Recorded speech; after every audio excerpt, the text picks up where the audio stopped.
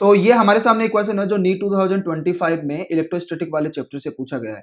ये एक बहुत ही कॉन्सेप्चुअल क्वेश्चन है जहां पे अगर कॉन्सेप्चुअल अंडरस्टैंडिंग अच्छे से है तो आप इस क्वेश्चन को बहुत इजीली सॉल्व कर सकते हैं।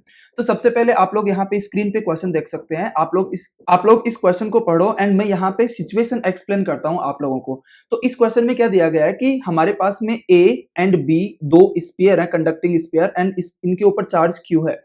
दोनों के ऊपर क्यू चार्ज है एंड दोनों जो है वो डी डिस्टेंस पे रखे हुए हैं। तो अगर दोनों डी डिस्टेंस पे रखे हुए हैं तो इनके बीच में जो इलेक्ट्रोस्टैटिक फोर्स लगेगा यहाँ पे, उसको मैं लिख देता हूं F इज इक्वल टू के Q Q by D square. And ये कितना आ जाएगा हमारा के Q square by D square. इस क्वेश्चन को ध्यान से समझना, आप लोगों को बहुत कुछ सीखने को मिलेगा कि इस टाइप के क्वेश्चन आप लोग एग्जाम में किस तरीके से अटेम्प्ट कर सकते हैं। अब देखो ये वाला फोर्स बोला है कि जब ये दोनों डी डिस्टेंस पे रखे हुए हैं ना, तब इनके बीच में एफ फोर्स लग रहा है। चलो यहां तक बात क्लियर हो गई। अब इस क्वेश्चन में हमें एक और बात दी गई है कि हमारे पास में एक सी है जो अनचार्ज्ड कंडक्टिंग स्फीयर है, मतलब इनिशियली इसके ऊपर चार्ज कितना है, 0। ये सिचुएशन है ना यहाँ पे, ये इनिशियल को रिप्रेजेंट कर रही है कि इनिशियली जो कंडक्टिंग स्फीयर है सी, वो कितना है, अनचार्ज्ड। फिर क्वेश्चन में क्या बोला गया है कि इस सी को ए के कॉन्टेक्ट में लाया जाता है। तो ए के ऊपर तो चार्ज क्यू है, सी के ऊपर कोई भी चार्ज नहीं है। यहाँ पे क्यू, सी के ऊपर कितना चार्ज है, 0। जब इन दोनों को कांटेक्ट में लाया जाएगा, क्योंकि दोनों स्फीयर आइडेंटिकल है, तो यहाँ पे इक्वल चार्ज शेयरिंग हो जाएगी। मतलब यहाँ पे टोटल चार्ज कितना है, क्यू चार्ज है ना, इसका तो 0 है, ए के ऊपर क्यू है। तो इसका मतलब जो टोटल चार्ज है ना, उसका आधा मतलब Q/2 ए पे आ जाएगा एंड Q/2 यहाँ पे किस पे आ जाएगा, सी पे। चलो यहां तक बात क्लियर हो गई। उसके बाद में आप लोग यहाँ पे देख सकते हैं कि जो सी है ना, उसको किसके कांटेक्ट में लाया जाता है, बी के कांटेक्ट में लाया जाता है। अब यहाँ पे चीज समझने की जरूरत है। देखो बी पे कितना चार्ज है इनिशियली, बी पे इनिशियली क्यू चार्ज है एंड अब सी पे कितना चार्ज है, अब सी पे Q/2 चार्ज है।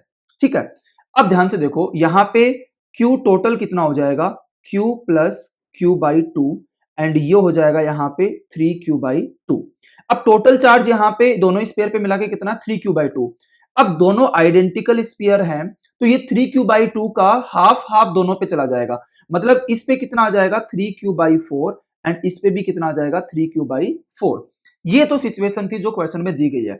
अब यहाँ पे क्वेश्चन में क्या बोला है, क्वेश्चन में ये बोला है कि अब ए को एंड बी को, इन दोनों को सेम डी डिस्टेंस पे रखेंगे तो फोर्स कितना एक्ट करेगा इन दोनों के बीच में, ये हमें फाइंड आउट करना है।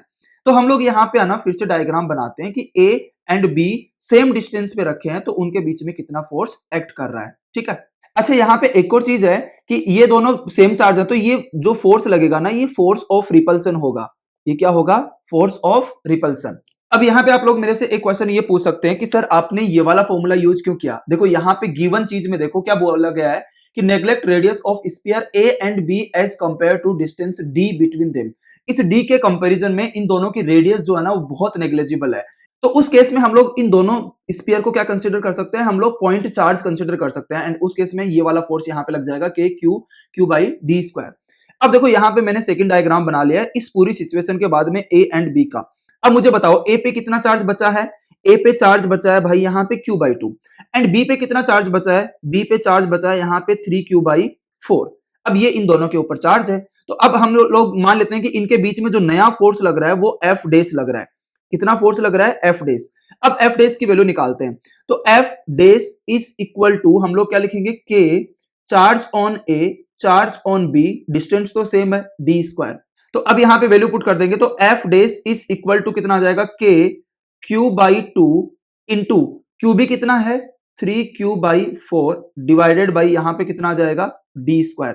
तो F dash is equal to कितना आ जाएगा, K Q square by D square and यहाँ पे कितना बच जाएगा 1/2 इंटू ये कितना हो जाएगा 3/4। तो ये कितना हो जाएगा 3/8। तो हमारे पास में कितना आ जाएगा K Q square by D square into 3/8। And ध्यान से देखो यहाँ पे इनिशियली ये वाली किसकी वैल्यू है, ये वाली किसकी वैल्यू है, यहाँ पे F की वैल्यू है। तो सिंपली हम लोग यहाँ पे क्या लिख देंगे, F dash is equal to 3/8F। ठीक है, तो ये बहुत आसान क्वेश्चन है, आप लोग बहुत इजीली इसको समझ सकते हैं। बस मेन चीज क्या है ना, आप लोगों को ये सिचुएशन पता होनी चाहिए कि जब सी अनचार्ज्ड कंडक्टिंग स्फीयर, जब कंडक्टिंग स्फीयर के कांटेक्ट में आएगा तो चार्ज यहाँ पे शेयरिंग होती है, इक्वल चार्ज शेयरिंग होती है, क्योंकि यहाँ पे दोनों स्फीयर क्या है, आइडेंटिकल। ठीक है, तो मैं बोलूंगा ये एक बहुत कॉन्सेप्चुअल क्वेश्चन था एंड मॉडरेट लेवल का क्वेश्चन था, डिफिकल्ट नहीं था ना ही ज्यादा इजी था, मॉडरेट लेवल का क्वेश्चन था। तो इस टाइप के क्वेश्चन आप लोग इस तरीके से बहुत इजीली एनालाइज कर सकते हैं। आई होप आप लोगों को ये वाला क्वेश्चन समझ में आया होगा। ठीक है,